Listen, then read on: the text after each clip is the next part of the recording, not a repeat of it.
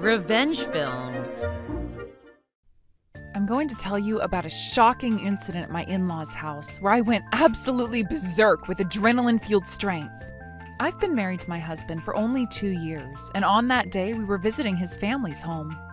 The year before, we were also supposed to gather at his parents' place, but I'd come down with the flu right on New Year's Eve and couldn't make it. So this was going to be my first time spending the holiday season at my in-laws' house.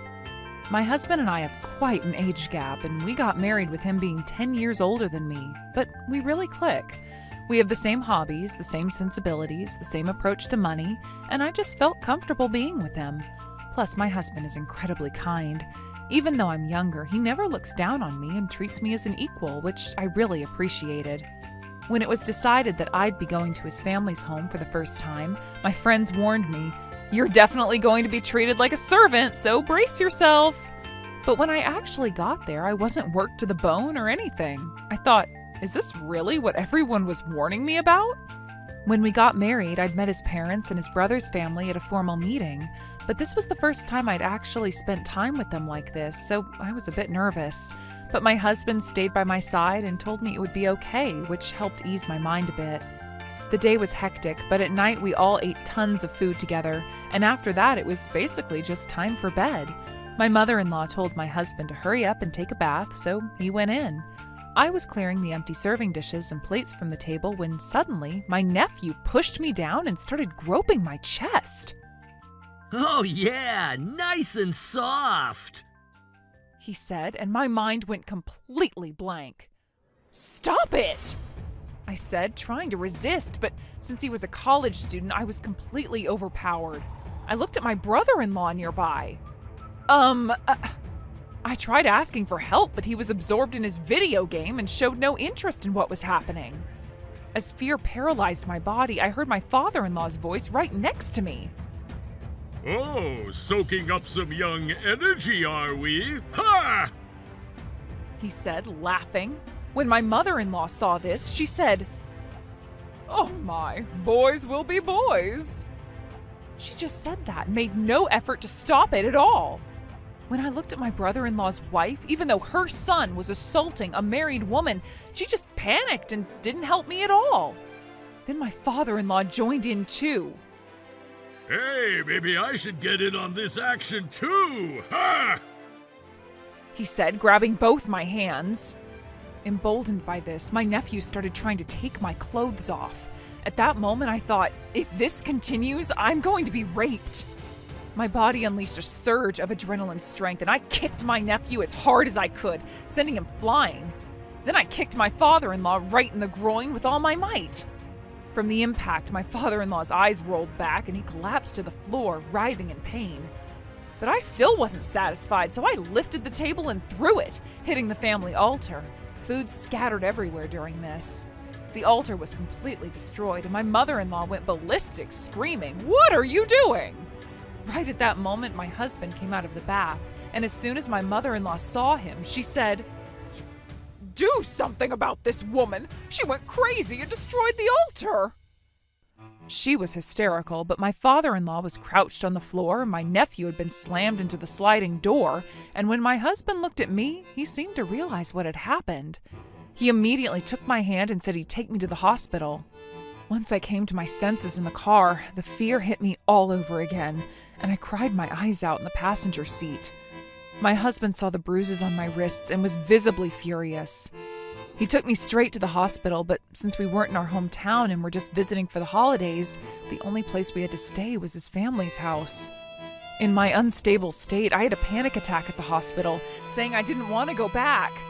They gave me a sedative, and I ended up staying overnight at the hospital.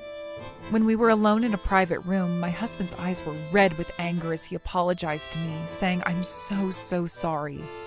I'd never seen my husband cry before, and the sincerity of his remorse was so palpable that I actually felt bad for making him feel that way. After that, my husband had the doctor write up a medical report. Then, after leaving me in the nurse's care, he said, "I'm going back to deal with my family," and left. The next day, my husband came to the hospital and told me what happened the night before. After leaving me, he went back to the house and called the police. My mother-in-law apparently said, "I can't believe you'd call the police on New Year's Eve." but my husband lost it, saying, You're the ones who are unbelievable. Do you even realize what you did? You assaulted a woman, moreover, my wife, the person most important to me, and not a single one of you tried to stop it. He apparently shouted at them furiously. Then my mother-in-law said it was just harmless fun and that I shouldn't have resisted. She said that because I fought back, the house was destroyed. She also said she was going to sue me for damages for destroying the family altar. But the police officers who had already arrived heard this and said, What were all of you doing while your daughter-in-law was being attacked? Didn't any of you think to stop it? Can you even imagine how terrified she must have been? He spoke sternly, and apparently my father-in-law and others had nothing to say. After that, my husband and I filed a police report, and I was gently and thoroughly questioned by a female officer about what had happened. Since we couldn't go back to the house, my husband got us a hotel, and we stayed there for a while. In the end, my father-in-law and nephew were arrested and now have a criminal record for assaulting me. Since we couldn't stay at the hotel indefinitely while the case was being resolved, I went back home and my husband handled all the communication with the police. My mother-in-law was adamant about suing me for damages for destroying the house and the altar, but my husband hired a lawyer for me, and since my actions were ruled as self-defense, my mother-in-law's demands were rejected. My husband then sued his family for several $10,000 in damages. As for my nephew, who initially attacked me, he was a college student who had already secured a job offer, but word of the incident spread around town and the offer was rescinded. After all of this, my husband decided to cut ties with his family, and honestly, I was extremely relieved to hear that. I never wanted to go to that house again, and now I have trauma just thinking about it makes me shake. By the way, after the police showed up at their house on New Year's Eve and caused a huge scene, word got out about everything that happened. As a result, my in-laws ran a family business together, but they quickly lost all their customers and went bankrupt. Also, rumors spread around the neighborhood about how my mother-in-law just laughed and watched while I, her daughter-in-law, was being attacked by her own family. Word got out about what a terrible person she was, and she became completely isolated with no one to talk to. My brother-in-law's story also spread at his company that he was playing video games and not only showed no concern, but didn't even try to stop his son from attacking his brother's wife. All his coworkers gave him the cold shoulder, and he became depressed and was forced to quit. Apparently, my brother-in-law's wife was completely ostracized by the other moms, and she's so timid that she's now become a shut-in. As for me, I went back to my hometown and somehow managed to return to a normal life, and now I'm living peacefully. Even though all that happened, my husband protected me, and I am so grateful for that. He also properly told my dad that this is what happened and I've cut all ties with my family forever. He was prepared to be beaten by him for it. But my dad said, "Thank you for protecting my daughter." And my husband prostrated himself and cried, saying, "I'm so sorry." I think my husband's family members are all terrible people, but I'm so glad he's my husband.